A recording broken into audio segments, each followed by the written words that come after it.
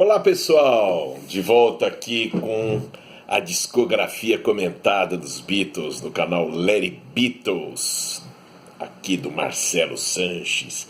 Para começar, pessoal, assinaturas aí, likes, inscrições, não assinaturas, né? Pra gente fazer esse canal subir aí nas paradas de sucesso do YouTube. Bom, essa semana eu fiquei meio distante aí porque foi uma semana um pouco difícil, um pouco corrida, então não deu para eu fazer o vídeo no meio da semana aí, como costumeiramente eu faço, né? E também quero hoje cumprimentar, mandar um abração aí pro Rodrigo Campolina, que faz aniversário hoje. Parabéns aí, Rodrigo. O Rodrigo é um dos mais antigos assinantes e inscritos aqui no canal Larry Beatles. Rodrigo, valeu aí, meu caro. Parabéns. Muita saúde, muita alegria, muito Beatles para você. Bom, gente, eu acho que falar da discografia dos Beatles sem falar dos compactos é impossível, né? Não dá. E eu até hoje não falei dos compactos simples dos Beatles, dos EPs também, né?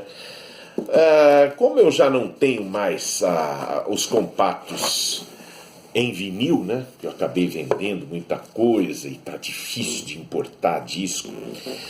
E então eu tenho aqui minha coleção pessoal de singles em CD. Saiu lá nos anos 90, no começo dos anos 90. Eu vou usá-los aqui para fazer esse vídeo sobre os compactos dos Beatles, né? E também aproveitando aí a notícia que saiu na semana passada de que em novembro eles vão relançar esses singles dos Beatles numa coleção acrescida do single com Free as a Bird e Real Love, né? As duas músicas que os Treatles, os Beatles, né? Porque a voz do John tá lá, as músicas são do John, afinal, né? Eles lançaram lá em 94, 95, né? Para acompanhar o Anthology.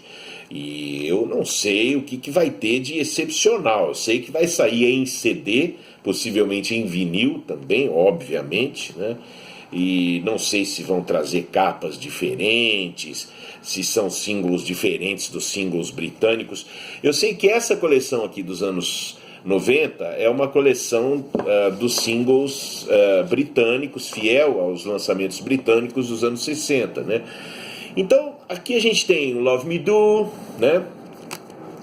Com P.S. I Love You, temos o Please Please Me, com Ask Me Why no lado B, temos aqui o From Me to You, com Thank You Girl, né? She Loves You, I Get You. Gente, She Loves You, vocês sabiam que é simplesmente o disco mais vendido até hoje na história discográfica mundial? Só na Inglaterra esse disco vendeu, esse compacto vendeu quase 2 milhões de exemplares, né?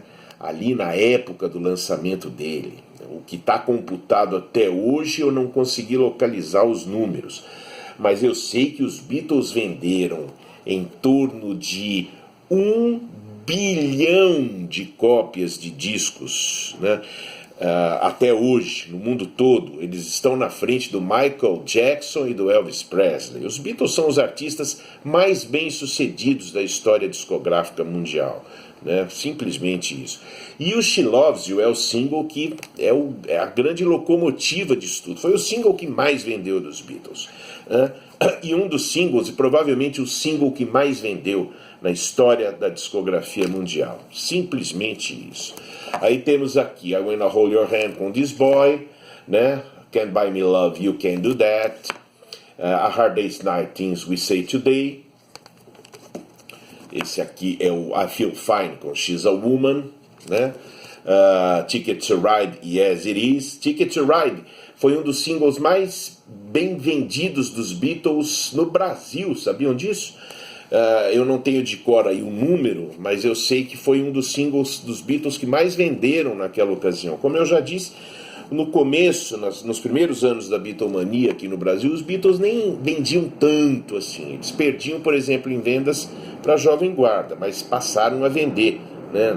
Na segunda metade dos anos 60, foram um dos artistas que mais venderam discos no Brasil também. Help I'm Down, né?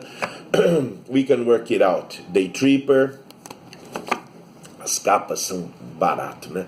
Paperback Writer e Rain, né? Esse single aqui que é histórico, famoso single de 2 lados, Penny Lane, Strawberry Fields Forever, um petisco, e que petisco, né? Que antecedeu o clima musical que eles estavam preparando para o Sgt. Pepper's. São 2 músicas gravadas também nas sessões do Sgt. Pepper's, todo mundo sabe. Yellow Submarine, Eleanor Rigby, aqui eu inverti, não sei, aqui tá, primeiro veio Strawberry Fields, não sei porquê. All You Need Is Love, Baby, You're a Rich Man, outro single de fantástica venda, né? Milhões de cópias, enfim. Hello Goodbye, I Am the Walrus, imagina, né, gente? Um single com I Am the Walrus no lado B, fala a verdade, gente, né? Quem mais poderia fazer isso, né? Um single com Penny Lane, Strawberry Fields Forever, né? Lady Madonna, The Inner Light, né? Get Back, Don't Let Me Down, foi o último single dos Beatles que saiu com mixagem em mono, né? Hey Jude Revolution, tá tudo meio trocado aqui, mas vocês sabem, né, da ordem. O Hey Jude foi um dos primeiros singles, se não o primeiro single com uma música, com uma faixa que durava 7 minutos, né, e foi um sucesso. Bom, os singles dos Beatles, gente, é uma coisa indescritível. A quantidade, os milhões e milhões e milhões de exemplares que venderam. Something e Come Together, o primeiro single que trouxe uma música do George no lado A e que vendeu horrores, né? Antes desse veio The Ballad of John and Yoko com Old Brown Shoe, né? Fantástico single, né? E o último single que saiu dos Beatles enquanto banda unida, que foi o Let It Be com You Know My Name no lado B. Bom, gente, a qualidade dessas músicas todas lançadas em single acho que eu não preciso nem falar. O que eu gostaria de acrescentar é que, assim, os singles, mercadologicamente falando, eles eram feitos naquela ocasião, nos anos 60, para atingir o público com menos posses, com menos grana, né, para falar o português correto, né? Era um público constituído mais por jovens ou trabalhadores que tinham baixo nível salarial, né? Não tinham muito acesso ao LP, que era uma coisa que tinha um público com maior poder aquisitivo como alvo da indústria discográfica, né? Então os singles eles eram feitos, bolados para serem assim, para terem uma venda a curto prazo e para pessoal com pouca grana comprar, e os singles tinham uma ligação direta com o rádio, né? Ou seja, aquela música tocava no rádio e você comprar um single era como você eternizar aquele momento que você tinha no rádio, na hora que a música tocava no rádio, né?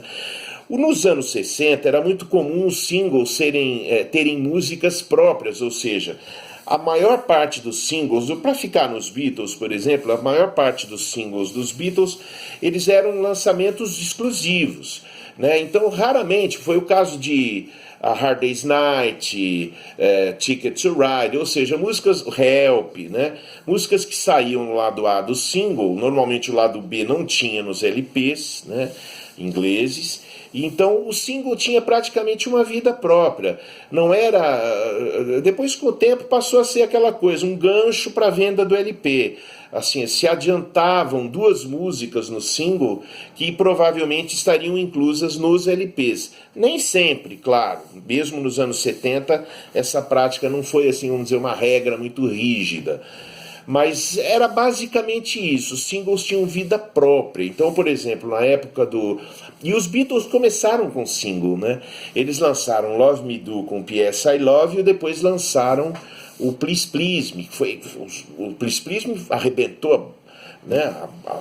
A boca do balão, vendeu horrores, e aí foi que a EMI falou, não, precisamos fazer um LP com esses caras, foi o Please Please Me, o álbum.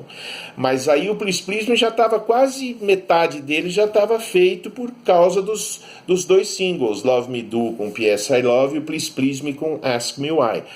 Então, os Beatles deram um impulso para a carreira deles com single, como a maioria das bandas naquela ocasião fazia, né? Então, o single tinha uma vida própria, ele não era um apêndice do LP, como passou a acontecer, por exemplo, nos anos 80, né? E tinha aquela famosa música do lado B, enfim.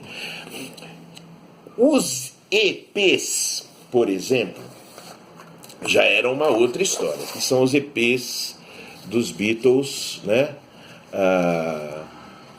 Dos anos 60, né? Então tem aqui Please Me número 1, Twist and Shout, né? Long Tall Sally. Os EPs, ou EPs aqui pra gente, no bom e velho português, eles já eram vamos dizer, um outro raciocínio da indústria mercadológica, né? Do planejamento de marketing e tal. Os EPs, eles eram extraídos dos LPs, né? Isso nos anos 60. Eles eram extraídos dos LPs e visavam também um público jovem que queriam ficar no meio termo, né? Ou seja, não podiam comprar o LP, mas podiam comprar, vamos dizer, 4 faixas do LP, né? Um terço do LP, né? E normalmente se escolhiam 4 faixas, assim, faixas que estavam lá perdidas no álbum, né? Faixas nem tão famosas, que não necessariamente atingiam os primeiros lugares de venda ou tocavam muito nos rádios. O objetivo era meio que popularizar as album songs, as músicas que faziam parte de um álbum, mas que não eram assim, não tinham destaque suficiente para serem lançadas em singles. Então era um processo de estratégia de venda, é horrível, eu odeio usar esses termos, né? Para atingir esse público, um público que era uma forma de fazer o trabalho do artista ser mais divulgado, aquelas canções menos trabalhadas em rádio e mais escondidinhas ali nos LPs, era uma forma de fazer com que essas faixas fossem divulgadas e consumidas. Ou então os EPs eram propagandas dos LPs, né? Enquanto que os singles tinham vida própria, eles tinham uma vida independente. Por exemplo, os Beatles lançavam o Rubber Soul e ao mesmo tempo o single com We Can Work It Out e Day Tripper, que não entravam no LP, lançavam o Revolver e lançavam Paperback Writer com Rain, uma vida própria, não entravam no LP essas 2 faixas. Então, os Beatles lançaram 1, 2, 3, 4, 5, 6, 7, 8, 9, 10, 11, 12, 13 EPs oficialmente na Inglaterra. O único EP que teve, vamos dizer assim, uma vida própria na Inglaterra foi o Magical Mystery Tour, um EP duplo, que foi como os Beatles lançaram o material do Magical Mystery Tour naquela ocasião. Não fizeram como nos Estados Unidos, que eu achei legal que a Capitol fez nos Estados Unidos, né? Pegou o Magical Mystery Tour, pegou o EP duplo britânico, acrescentou Strawberry Fields Forever, Penny Lane, All You Need Is Love, Baby You're a Rich Man, mais Hello Goodbye, e montou em dezembro de 67, montou o LP Magical Mystery Tour. Foi, acho que um dos poucos gestos assim legais que a Capitol fez com o material dos Beatles, né?